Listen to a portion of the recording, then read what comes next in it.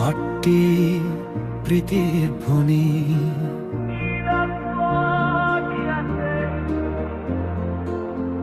সময়কার নেইতে পরিচালিত করে।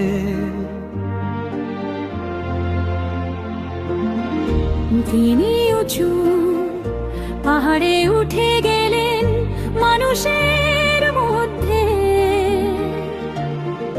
নীরবে বসে পড়লেন এবং তার শিষ্যরা কাছে এলেন।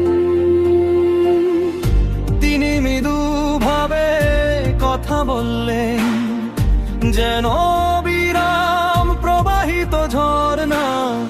তার কথা প্রতিধ্বনিত হল মানব জাতির মাঝে। ধন্য তারা যারা আত্মদরিদ্র, কারণ স্বর্গরাজ্য তাদের।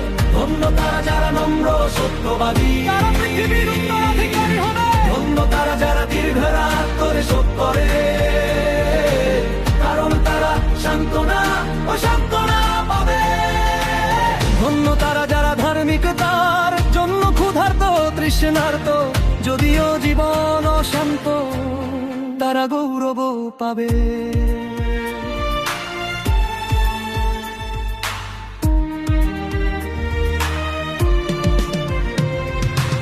ধন্য তারা যারা করুণাময়, তারা করুণা পাবে।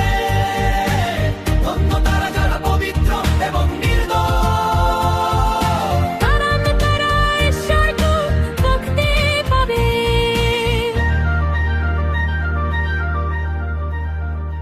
অনেক বিরক্তির মধ্যে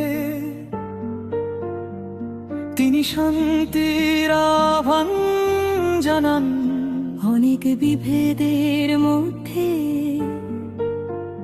তিনি প্রেম বপন করেন। ধন্য তারা যারা সর্বদা শান্তিতে বাস করে, কারণ তাদের ঈশ্বরের সন্তান বলা হবে। ধন্য তারা যারা ধার্মিকতার জন্য নির্যাতিত, কারণ স্বর্গরাজ্য পদে।